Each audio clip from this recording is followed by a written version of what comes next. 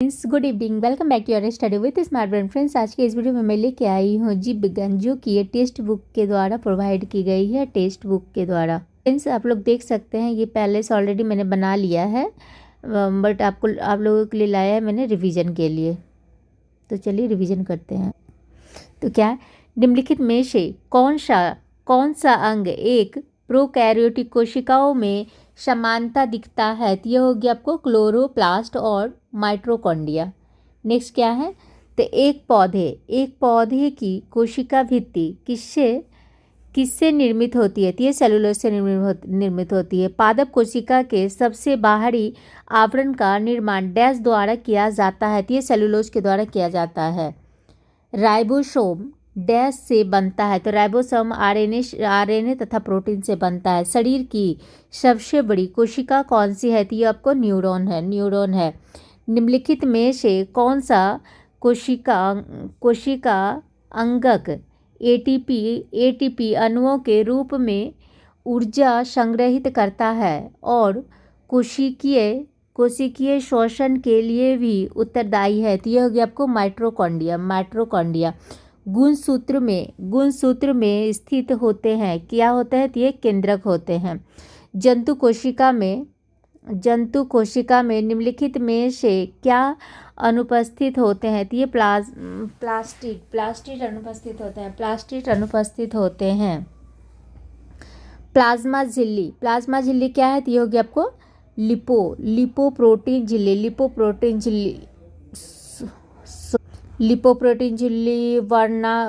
वर्णात्मक पारगम्य हो गया और नन्हे, मतलब इसमें हो जाएगा आपको उपयुक्त सभी हो जाएंगे। कोशिका विभाजन को बढ़ावा देता है। कौन देता है? तो ये हो गया आपको साइटोकाइनिन देता है। क्रोमैटिक डैश से बना होता है? तो क्रोमैटिक आरएनए और हिस्टोन से बने होते हैं। लाइसोसोम निम्नलिखित में से किस कोशिकांग से बना होता है? तो ये बना होता है गोल्जी काइट से बना होता है। समसूत्री कोशिका विभाजन के किस चरण में गुणसूत्र अपनी पहचान खो देते हैं? तो ये होगी आपको अत्यावस्था। नई कोशिकाएं किससे उत्पन्न होती है? तो ये होती है आपको पहले से मौजूद कोशिका से। मनुष्य में कोशिका विभाजन के डैश मुख्य प्रकार हैं? तो ये हो गया आपको 2 प्रकार हैं। केंद्र की कोशिकाओं में डीएनए प्रतिकृति निम्नलिखित में से किस कोशिकांग में होती है? तो ये होती है आपको केंद्रक में होती है। संतति कोशिकाओं में मातृ कोशिका के समान गुणसूत्र होते हैं। ऐसा डैश में होता है? किस में होता है? तो ये होता है सूत्री विभाजन में होता है। और अल्टोज अणु बनाने के लिए इनमें से किन 2 अणुओं की आवश्यकताएं होती हैं? तो ये आपको होती है ग्लूकोज प्लस ग्लूकोज। यदि दोनों जनकों का रक्त समूह ए बी है, तब उसके बच्चों के संभावित रक्त समूह क्या होंगे? तो ये क्या होंगे? तो ये हो जाएंगे ए बी और ए बी हो सकते हैं।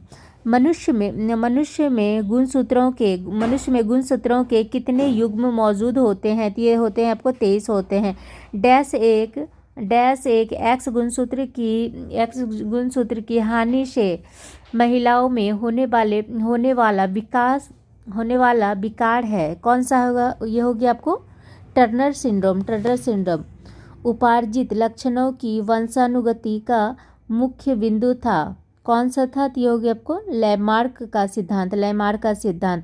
तीव्र परिवर्तनों से होने वाले रेशम के कीड़ों और मेढक के लार्वा के वयस्कों में रूपांतरण को डैश कहा जाता है? तो ये कहा जाता है आपको कयांतरण कहा जाता है। निम्नलिखित में से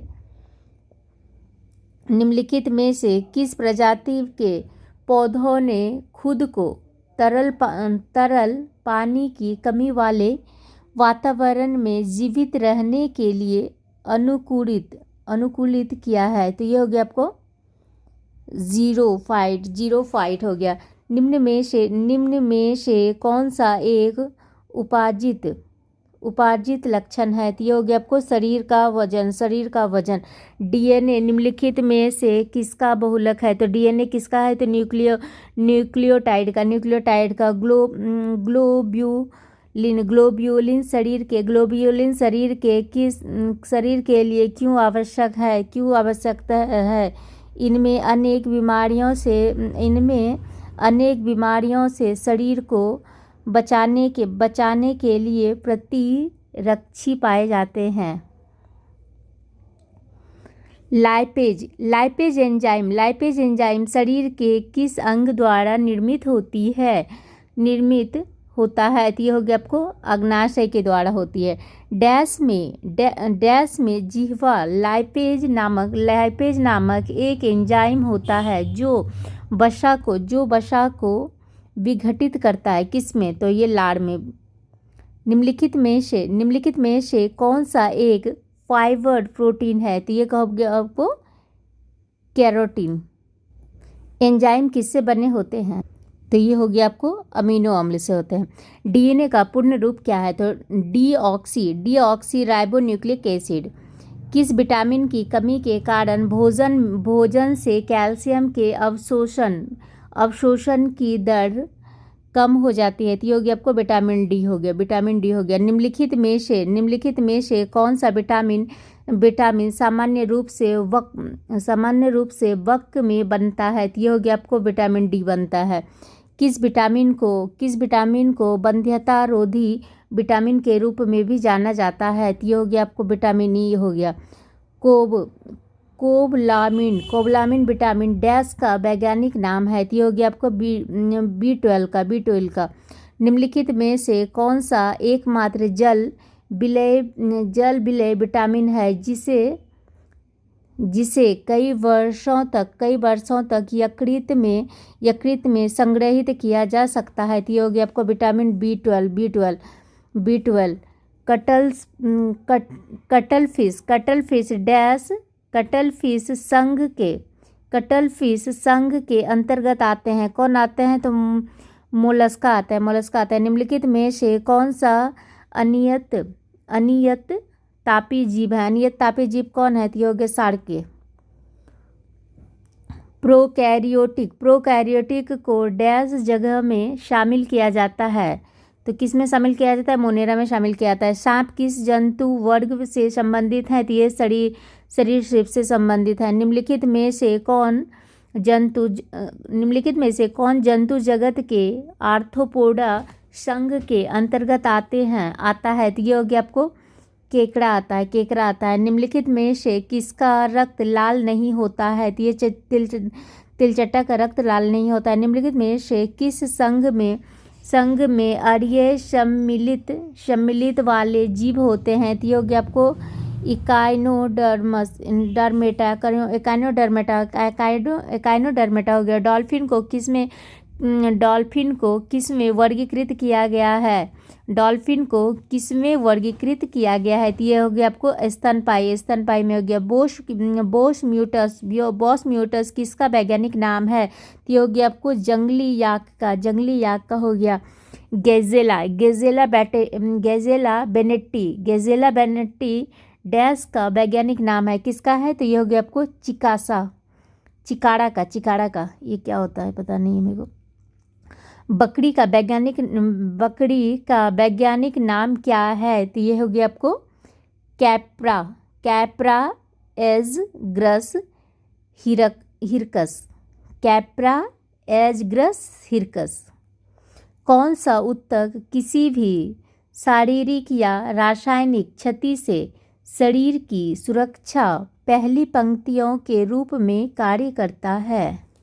तो ये हो गया आपको उपकला ऊतक। रक्त और लसिका डैश के प्रकार हैं? रक्त और लसिका संयोजी ऊतक के प्रकार हैं। हमारे शरीर में संचलन के लिए उत्तरदायी ऊतक का नाम बताएं। तो ये हो गया आपको पेशी ऊतक। निम्नलिखित में से क्या एक संयोजी ऊतक नहीं है? तो ये त्वचा एक संयोजी ऊतक नहीं है। निम्नलिखित में से कौन स्थायी ऊतक की विशेषता है? तो ये हो गया आपको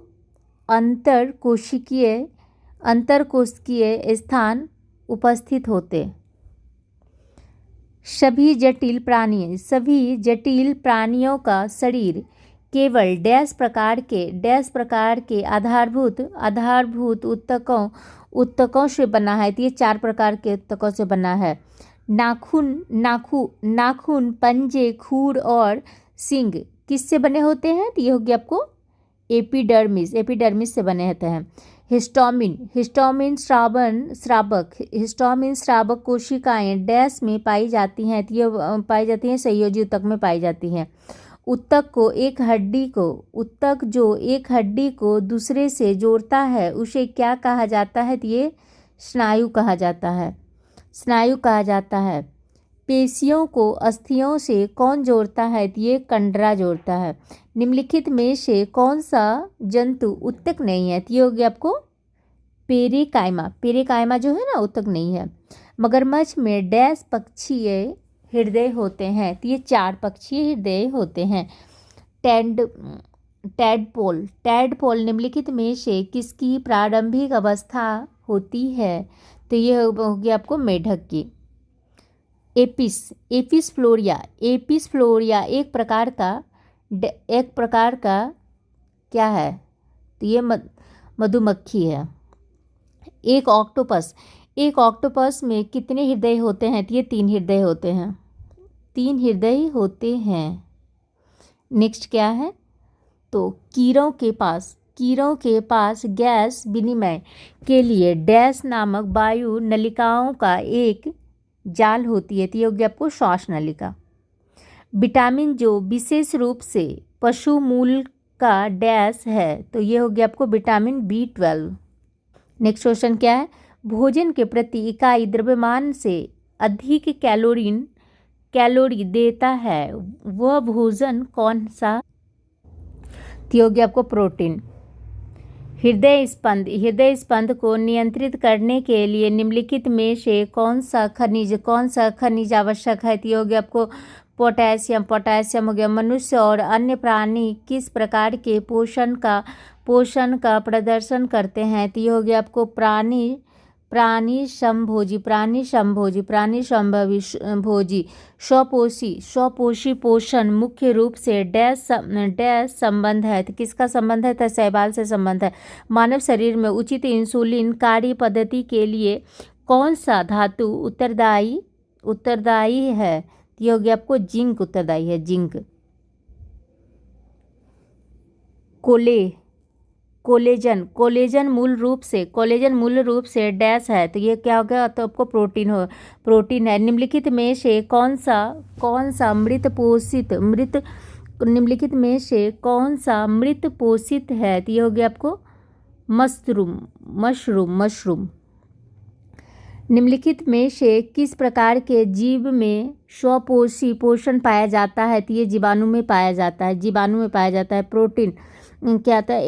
एमिनो अम्ल किसके निर्माण खंड हैं? तो ये हो गया आपको प्रोटीन का निर्माण खंड है।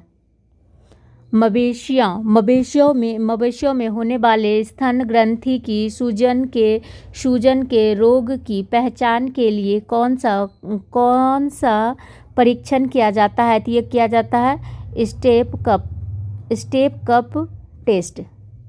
दिए गए विकल्पों में से कौन सी बीमारी सुअर से फैलती है? तो ये स्वाइन फ्लू फैलती है। निम्नलिखित में से कौन सा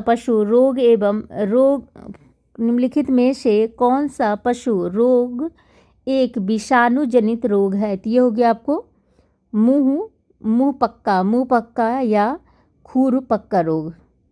मवेशियों में किस रोग के उपचार के लिए जीटीवी टीके का प्रयोग किया जाता है? तो ये हो गया आपको प्लेग। डैश एक जीवाणु रोग है जिसे जिसे प्लीहा बुखार कहा जाता है, तो ये हो गया आपको एंथ्रेक्स। निम्नलिखित में से कौन सी बीमारी कैडमियम कैडमियम कैडमियम के कैडमियम के दूषक कैडमियम के दूषण के कारण होती है, तो ये हो गया आपको उपचय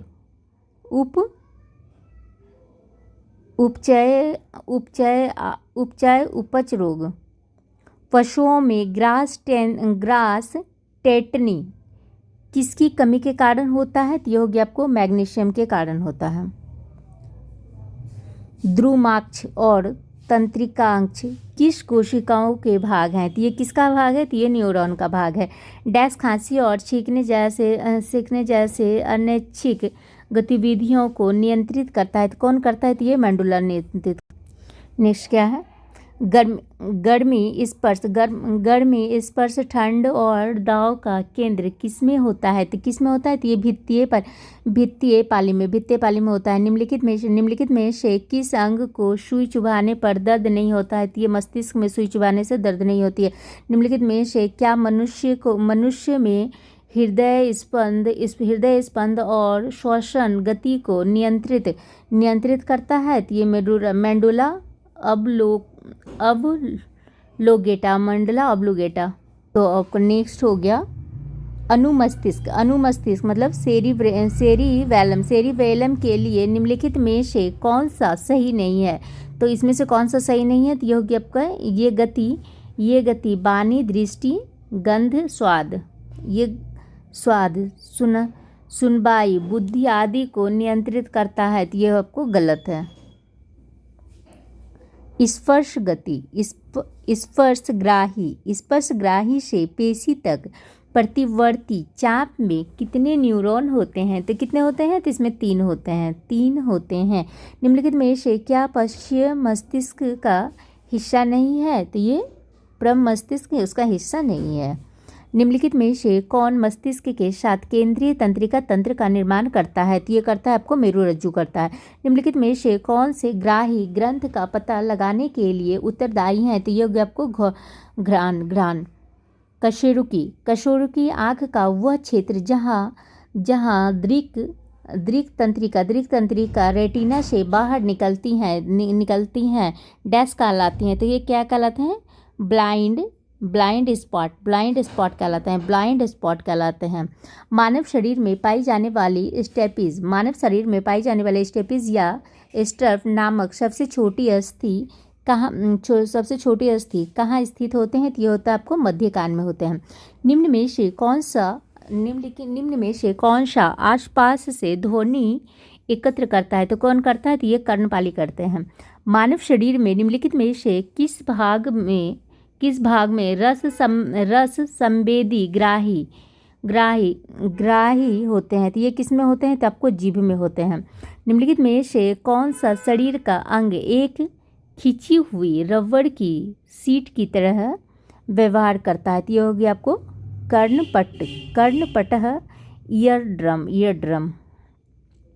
नेक्स्ट क्या है, तो हमारे शरीर में डैश एक उपास्थीय पेटिका होती है जो ध्वनि उत्पादन में मदद करते हैं, तो ये हो गया आपको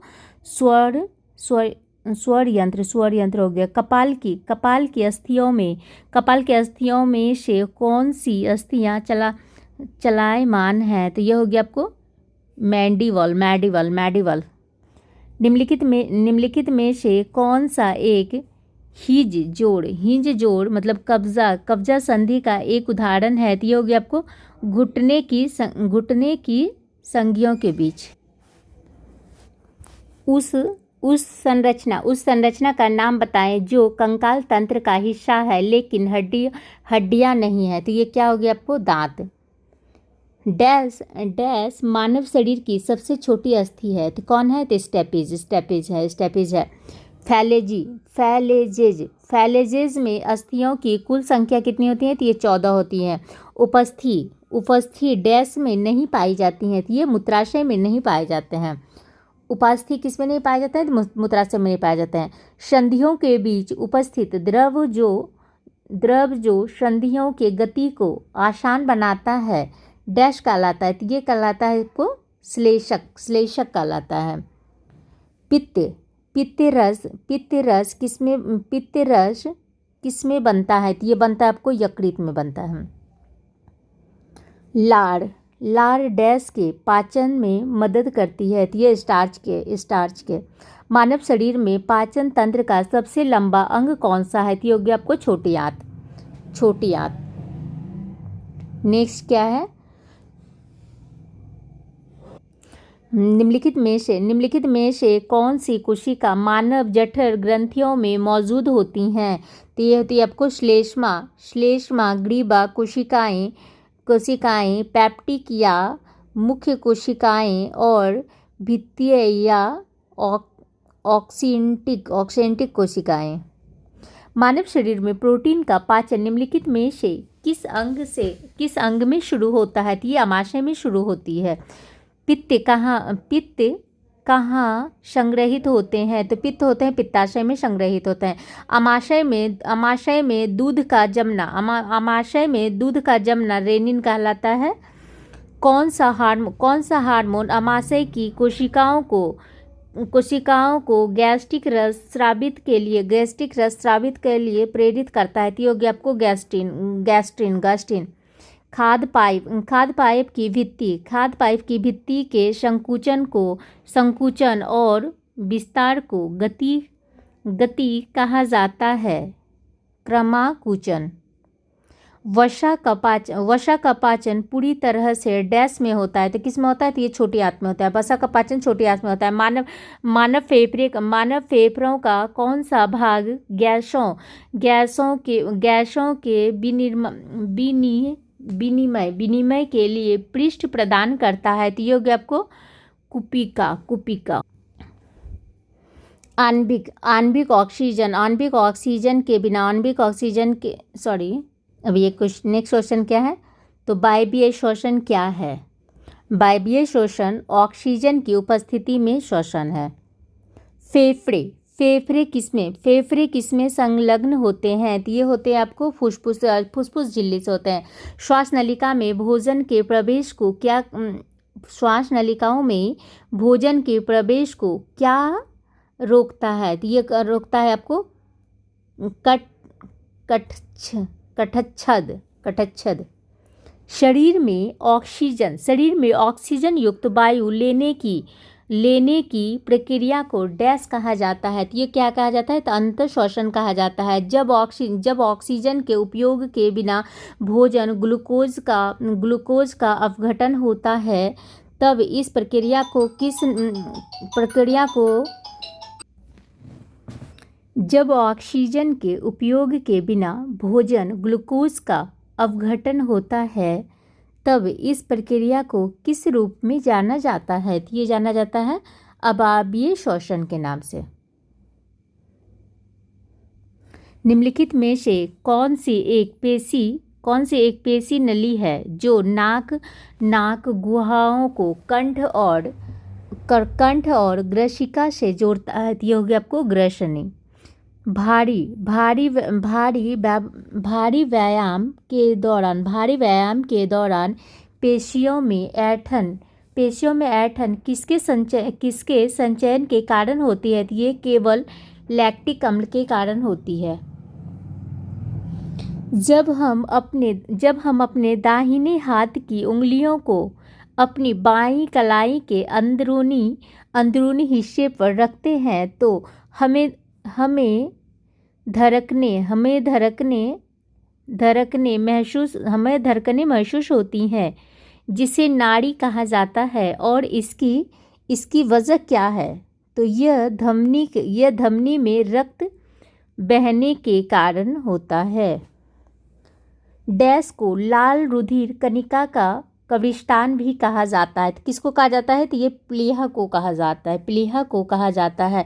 डैश रक्त में सबसे प्रचुर मात्रा में कोशिकाएं हैं, तो यह है आपको एरिथ्रोसाइट।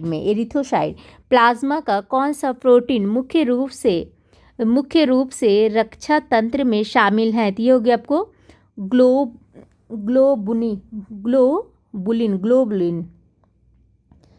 मानव शरीर का सामान्य रक्तचाप कितना है? तो ये हो गया 80/120 हो गया। निम्नलिखित में से कौन सा धातु आयन हीमोग्लोबिन में मौजूद होता है? तो ये हो गया आपको आयरन होता है, सॉरी आयरन। रक्त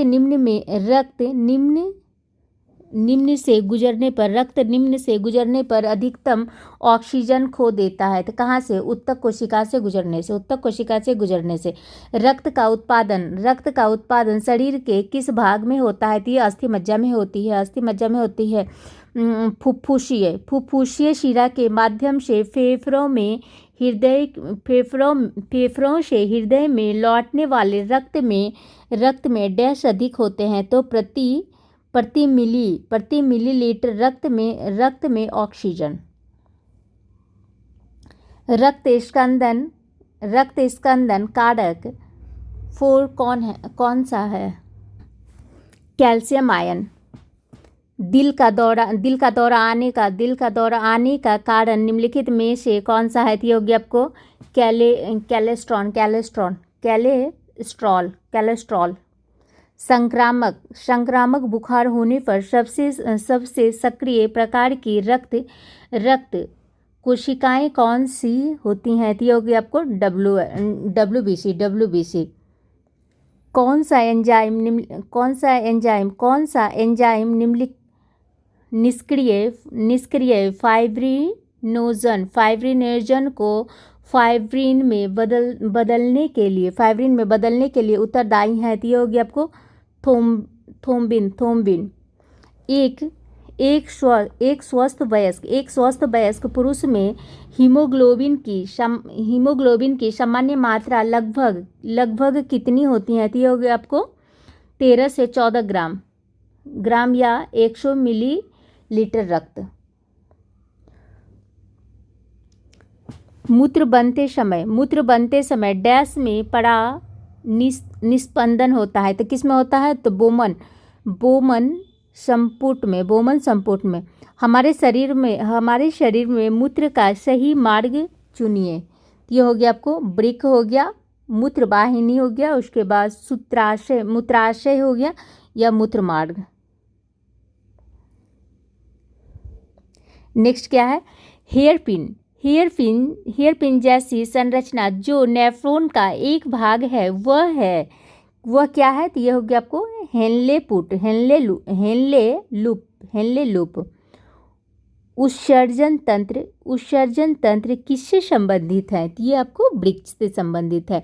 मूत्राशय के द्वार को किस रूप में जाना जाता है? तो ये मूत्रमार्ग के रूप में जाना जाता है। वृक्क से औसतन प्रति मिनट कितना रक्त प्रवाह होता है? तो ये होगी आपको 12 cc। वृक्क विफलता का उपचार समय पर किडनी मशीन से किया जाता है? तो ये होगी आपको हेमोडायलिसिस। डैश रक्त में पैदा होने वाले मस्तिष्क में जीवों को फांसकर रक्त निस्पंदक फिल्टर के रूप में काम करता है? तो ये हो गया आपको प्लीहा। मूत्र का पीला रंग किस वर्णक की उपस्थिति के कारण होता है? तो ये यूरोक्रोम के कारण होता है। मानव किस रूप में उनके शरीर से नाइट्रोजन उत्सर्जित करते हैं? तो ये होगी आपको यूरिया से करते हैं। यूरिया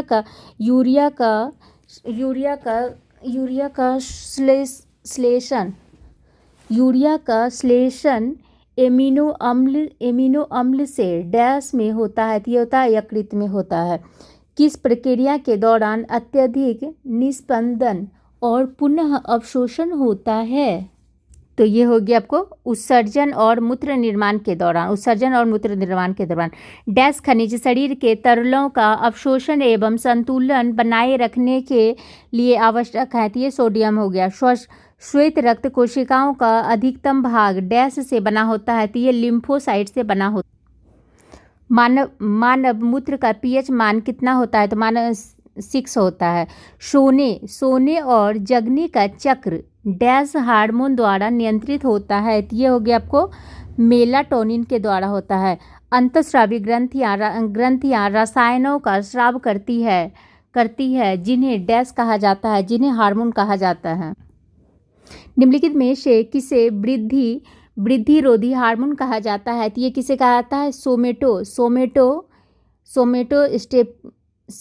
सोमेटोस्टेटिन को। कैल्शियम के स्तर को नियंत्रित करने वाला हार्मोन है पैराथार्मोन। इंसुलिन का उत्पादन किसके द्वारा होता है? तो ये अग्नाशय के द्वारा होता है, नेक्स्ट क्या है? उस ग्रंथि का नाम बताएं जो आयोडीन के अपर्याप्त सेवन के कारण प्रभावित होती है। तो ये हो गया आपको थायराइड। निम्नलिखित में से कौन सा हार्मोन तनाव के प्रति प्रतिक्रिया के दौरान उत्तरदायी होती है? तो ये हो गया आपको कोर्टिसोल हो गया। नर हार्मोन का नाम क्या है? तो ये हो गया आपको टेस्टोस्टेरोन। निम्नलिखित में से कौन सी ग्रंथि वही श्रावी और अंतःस्रावी दोनों है? तो ये हो गया आपको अग्नाशय हो गया। निम्नलिखित में से कौन सी कोशिकाएं मानव में एंड्रोजन हार्मोन का स्राव करती हैं? तो ये हो गया आपको लीडिंग की कोशिकाएं।